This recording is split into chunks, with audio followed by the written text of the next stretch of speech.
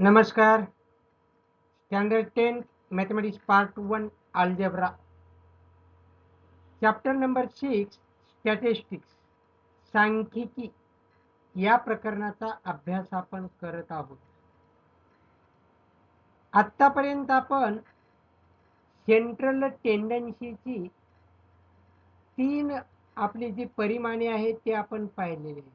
एक म्हणजे मीन, दुसरा मीडियन आणि तिसरा मोड. मीन यामध्ये आपण पाहिलं होतं 3 प्रकारे काढता येतो. म्हणजे मीन काढण्याच्या 3 पद्धती, मेथड्स ऑफ द मीन, ते आपण 3 पाहिलेले आहेत. पहिले आपण पाहिली होती डायरेक्ट मेथड, दुसरी मेथड आपण पाहिली होती ॲज्युम्ड मीन मेथड, आणि तिसऱ्या पद्धतीने मीन आपण काढलाय तो म्हणजेच स्टेप डेव्हिएशन मेथड. त्यानंतर आपण मेडियन काढलेलं आहे. मेडियन मात्र काढण्याचे एकच सूत्र आहे आणि एकाच पद्धतीने तो काढला जातो. तर मेडियन काढताना मात्र आपण पाहिलं होतं, जर क्लासेस कंटिन्युअस क्लासेस नसतील तर कंटिन्युअस करून घ्यायचे. नंतर आपण त्या ठिकाणी क्युम्युलेटिव्ह फ्रिक्वेन्सी काढून ते क्युम्युलेटिव्ह फ्रिक्वेन्सी काढल्यानंतर त्या ठिकाणी आपला मेडियन क्लास कोणता आहे तो ठरवायचा आहे. आणि नंतर आपल्याला F1 त्यानंतर CF, H या किमती आपल्याला त्या ठिकाणी मिळवाव्या लागतात आणि त्या किमती ठेवून आपण ती मेडियन काढलेली आहे. त्यानंतरचा तिसरा पार्ट आपण पाहिलाय तो म्हणजेच मोड. मोडला पण एकच सूत्र आहे, एकच पद्धत आहे आणि त्या सूत्र आणि पद्धत काय आहे ते आपण पाहिलेलं आहे 6.3 मध्ये. 6.1 मध्ये आपण जी उदाहरणं सोडवली ती उदाहरणं मीनच्या स्वरूपातली सोडवली. त्यानंतर 6.2 मधली उदाहरणं मेडियनची होती ती सोडवली आणि 6.3 मधली उदाहरणं ही मोडची होती ती आपण पाहिलेली आहे. पुढचा भाग आपल्याला पाहायचा आहे. आतापर्यंत आपण पाहिलं जे काय गिवन इन्फॉर्मेशन असते, दिलेली जी काय सामग्री असते, दिलेली जी काय माहिती असते, जो काय स्टॅटिस्टिकल डाटा असतो, तो स्टॅटिस्टिकल डाटा त्याची आम्हाला व्यवस्थित जर मांडणी केली तर त्याचा अभ्यास करणं सोपं जातं. अनेक प्रकारची माहिती आहे आणि ती माहिती जर विस्कळीत माहिती असेल, ती माहिती जर विस्कळीत माहिती असेल तर त्या विस्कळीत माहितीवरून आपला कोणताही अंदाज किंवा कोणतेही ठोस असं उत्तर आपण देऊ शकत नाही आणि असंच असेल असं सांगू शकत नाही. त्यासाठी आपल्याला त्या मांडणी, ती जे स्टॅटिस्टिकल डाटा व्यवस्थितरित्या त्याची मांडणी करावी लागेल. ही मांडणी करण्यासाठी 2 प्रकार आहेत. एक आपण टॅब्युलेशन पद्धती, दुसरी आहे पिक्टोरियल पद्धती किंवा ग्राफिकल रिप्रेझेंटेशन असं म्हणतो आपण. काय पाय या ठिकाणी थोडे आपला पुढचा भाग वाचतात तो काय. तर pictorial representation of statistical data म्हणजे चित्ररूप पद्धतीने हे माहिती आपल्याला दाखवता येते.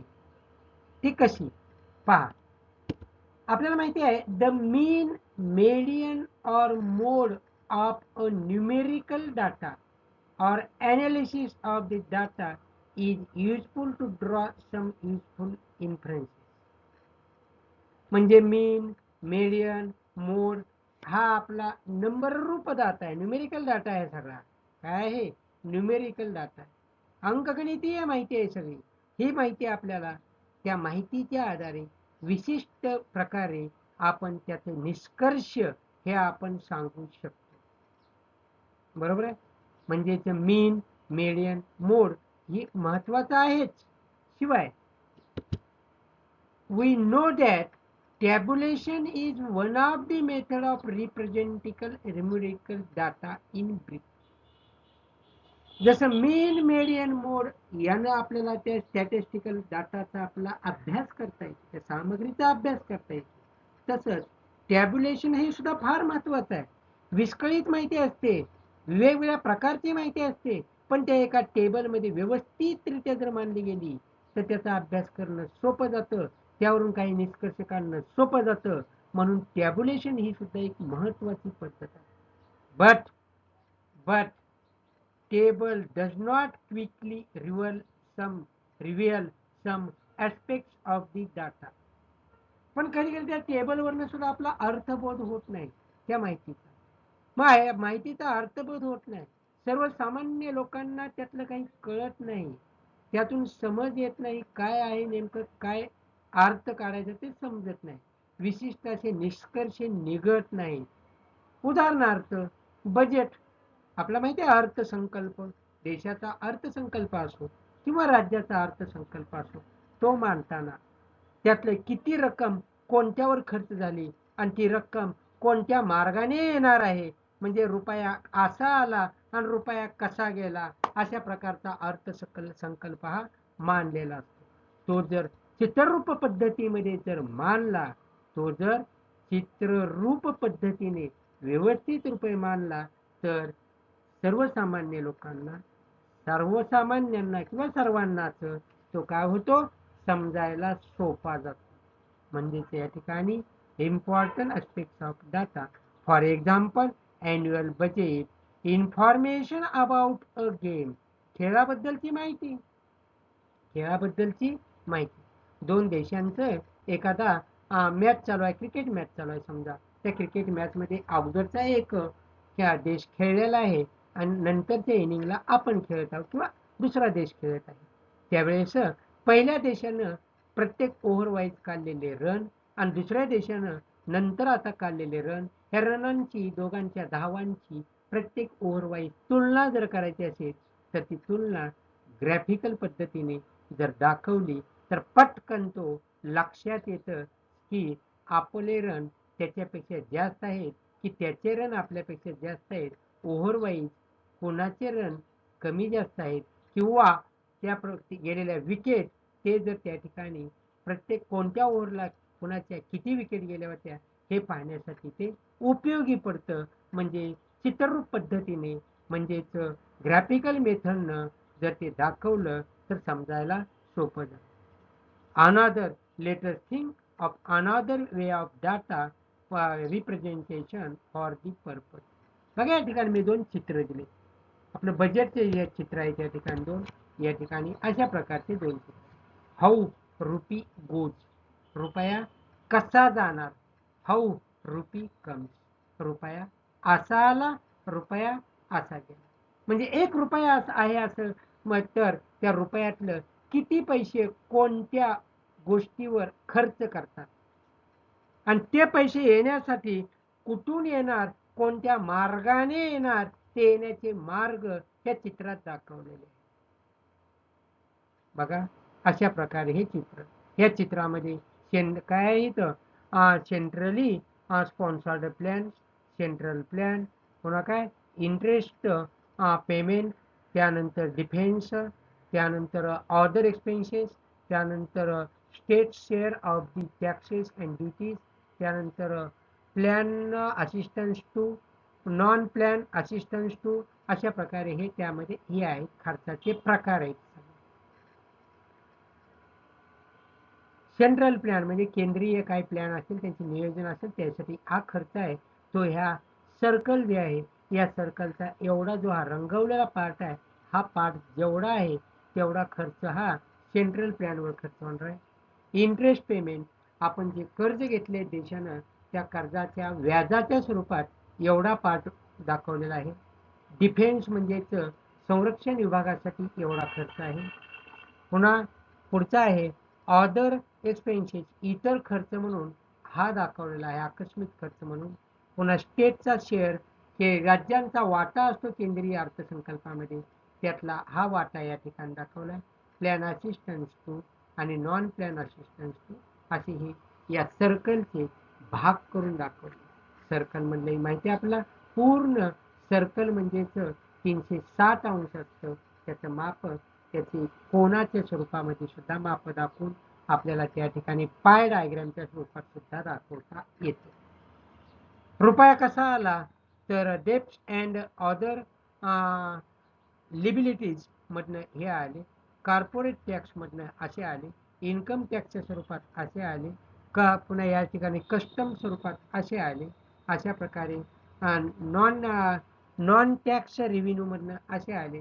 असे वेगवेगळ्या प्रकारे अशा प्रकारे हे रुपया असा आला आणि येण्याचे मार्ग या चित्रात दाखवले. तर या चित्रामध्ये पैसा कसा चाललाय त्याच्या आपल्याला त्याचे मार्ग दाखवलेले आहेत. या पिक्टोरियल रिप्रेझेंटेशन मध्ये काही आपल्याला प्रकार पडतात. एक मी वर्गीकरण करून दाखवतो तुम्हाला, क्लासिफिकेशन करून दाखवतो ते कसं पहा. प्रेझेंटेशन ऑफ डाटा म्हणजे ही जे डाटा असतो, जी माहिती असेल सामग्रीचं प्रेझेंटेशन कसं करायचं ते पाहायचं.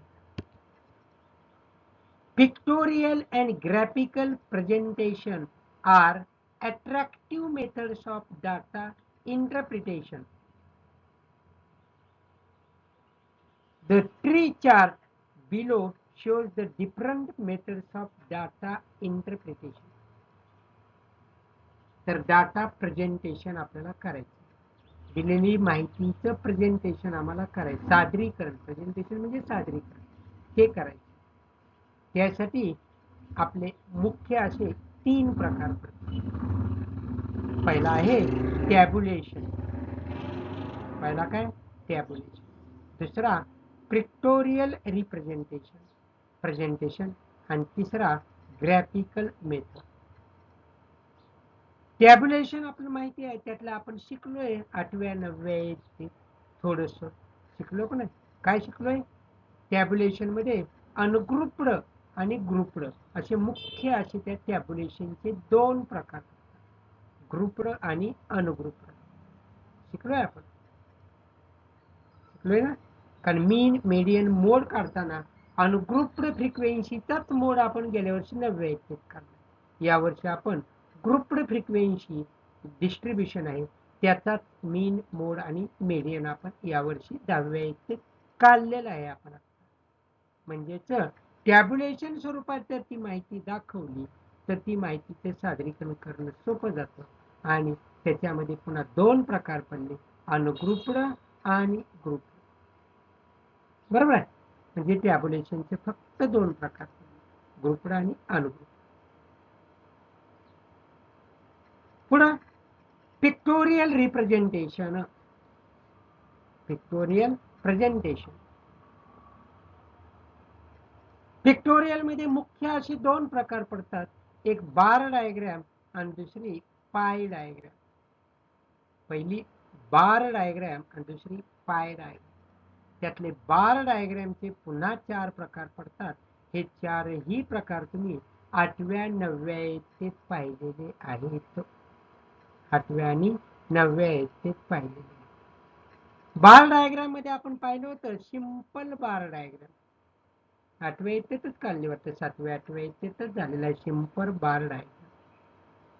त्यानंतर जॉईंट डायग्राम, जॉईंट बार डायग्राम ही सुद्धा मला वाटतं 7व्या 8व्या तुमचं झालेलं आहे. डिवायडेड बार डायग्राम आणि पर्सेंटेज बार डायग्राम ह्या 9व्या तुम्ही शिकलेले आहात. डिवायडेड बार डायग्राम आणि पर्सेंटेज बार डायग्राम ह्या तुम्ही 9व्या शिकलेला आहात. बरोबर आहे का? आणि दुसरा प्रकार आहे पिक्टोरियल रिप्रेझेंटेशन मधला पाय डायग्राम. तो आतापर्यंत तुम्हाला माझ्या माहितीनुसार झाला नसावा, तो आपण आता 10व्या पाहत आहोत. या मध्ये आपण तो पाहत आहोत. पाय डायग्राम शेवटचा भाग आहे. त्याच्या आधी आपल्याला हिस्टोग्राम पाहायचा आहे. हिस्टोग्राम झाल्यानंतर फ्रिक्वेन्सी पॉलिगॉन पाहायचा आहे आणि हिस्टोग्राम आणि फ्रिक्वेन्सी पॉलिगॉन पाहिल्यानंतर आपण पाय डायग्राम पाहणार आहोत. ते आपण 10व्या शिकत आहोत. हे झालं pictorial presentation. Graphical method. Graphical method मधली सगळ्यात पहिली आहे ती म्हणजेच हिस्टोग्राम. तो आता आपण 10व्या शिकणार आहोत. आयतालेख. लाईन ग्राफ, दुसरा कुठला? Line graph. आणि तिसरा आहे फ्रिक्वेन्सी पॉलिगॉन. त्यातला आपण हिस्टोग्राम आणि फ्रिक्वेन्सी पॉलिगॉन या 2 गोष्टी आता 10व्या शिकणार आहोत. पाय डायग्राम सुद्धा आता 10व्या आपण शिकणार आहोत. पुढचा आपला हे स्टॅटिस्टिक्स मधला राहिलेला जो पार्ट आहे तो हाच आहे.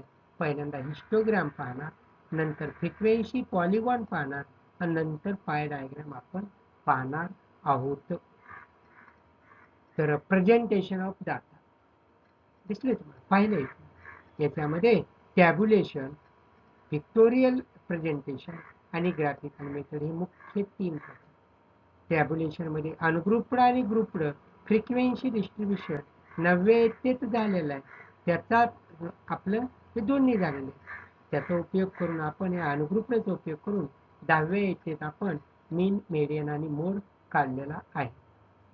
पिक्टोरियल मध्ये का पाहिलं, महत्वाचे 2 भाग, बार डायग्राम आणि पाय डायग्राम. त्यातली बार डायग्राम आपली झालेली आहे अगोदरच 7व्या, 8व्या आणि 9व्या झालेले आहे. सिंपल बार डायग्राम, जॉईंट बार डायग्राम, डिवायडेड बार डायग्राम आणि पर्सेंटेज. त्यातलं सिंपल आणि जॉईंट हे 7व्या, 8व्या झालेले. तर डिवायडेड आणि पर्सेंटेज बार डायग्राम 9th स्टँडर्डला आपली लास्ट इयरला आपण शिकलेलो आहोत. पाय डायग्राम हे आपण आत्ता 10व्या शिकणार आहोत. तर ग्राफिकल मेथड मधलं हिस्टोग्राम, लाईन ग्राफ आणि फ्रिक्वेन्सी पॉलिगॉन या 3 पैकी ह्या 2 गोष्टी आपण आता 10व्या शिकणार आहोत, हिस्टोग्राम आणि frequency polygon. We have studied some these methods and graphs in previous standard. Now we will learn a histogram, a frequency polygon and pie diagram. हे 3 गोष्टी आपण आता पुढे याच्यानंतर आपण शिकणार आहोत. त्यामधलं सगळ्यात पहिला आहे तो म्हणजेच हिस्टोग्राम. सगळ्यात पहिला काय आहे, हिस्टोग्राम. हिस्टोग्राम बद्दल थोडक्यात माहिती आपण पाहू. आपण आता लगेच माहिती. प्रत्यक्ष हिस्टोग्राम कसा काढायचा तो पुढे व्हिडिओमध्ये आपण पाहू. पण हिस्टोग्राम काढण्याच्या पायऱ्या, हिस्टोग्राम काढण्याची मेथड, पद्धत हे आपण आता पाहू. हिस्टोग्राम. या हिस्टोग्राम मध्ये सुरुवातीला methods of drawing histogram.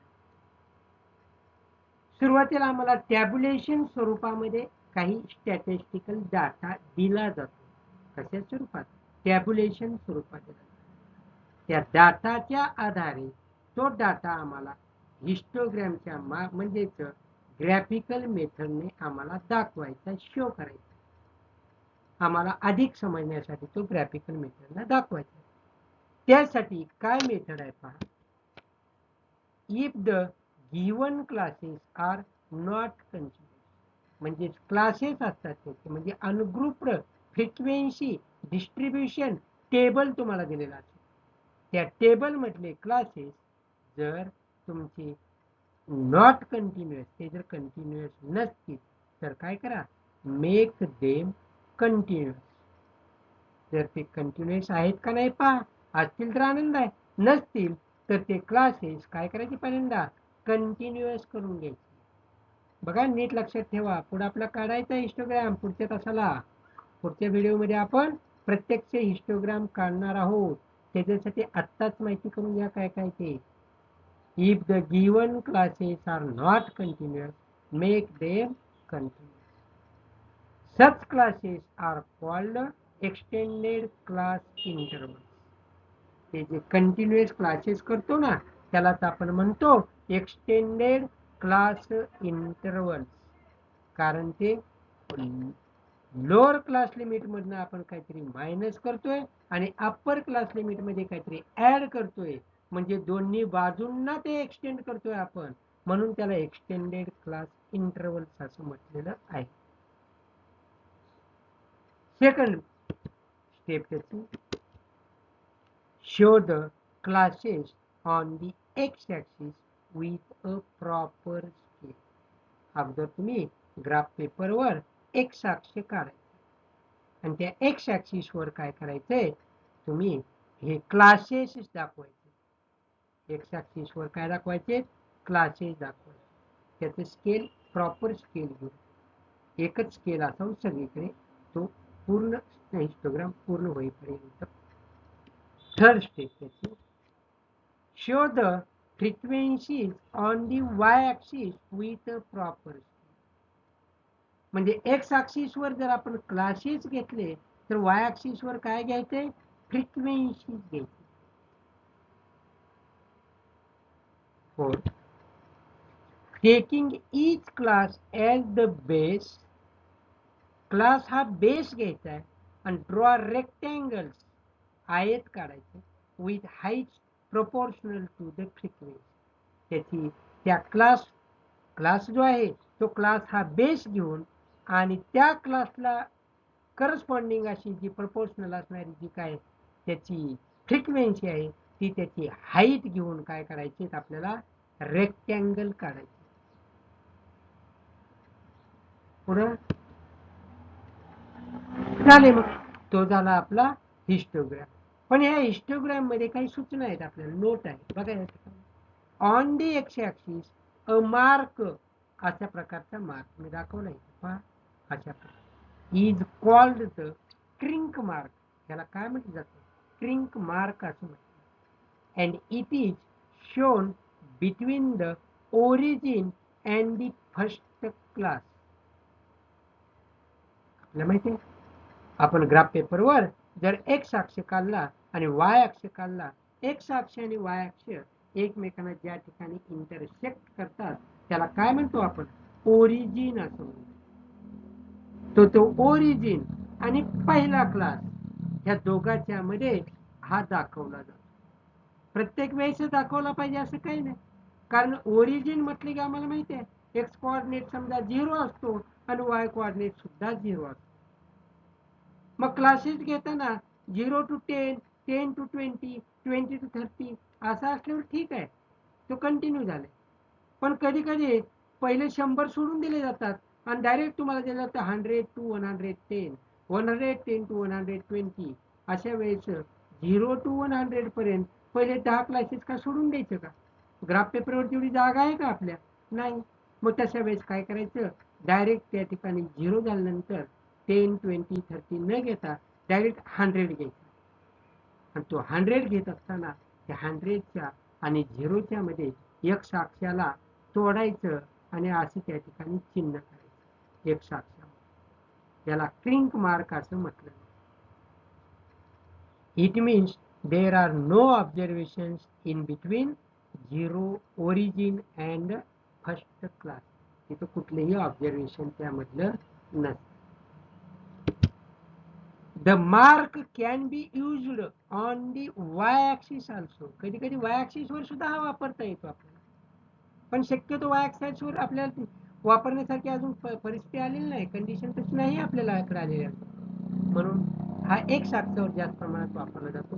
Frequency पण सुरुवातीला तशा प्रमाणात स्केल ऍडजस्ट करून आपण घेऊ शकतो, त्यामुळे क्रिंक मार्क तिथं नाही वापरला चालेल, पण त्या ठिकाणी वापरला तरी चालतो इफ निडेड, जर गरज असेल तर. समजलं? समजलं? तर अशा प्रकारे या स्टेपचा वापर करून हिस्टोग्राम आपण काढणार आहे. ते पुढील व्हिडिओमध्ये आपण पाहणार. पहिल्यांदा काय करायचं, क्लासेस बघायचे कंटिन्युअस आहेत का, असतील तर आनंद, नसतील तर ते कंटिन्युअस करून घ्यायचे. Second step, classes x axis वर घ्या, फ्रिक्वेन्सीज वाय ॲक्सिस वर घ्या, योग्य प्रॉपर स्केल घेऊन, कसं पण नाही. त्यानंतर take each class as the base, draw rectangles with heights proportional to the frequency. समजले?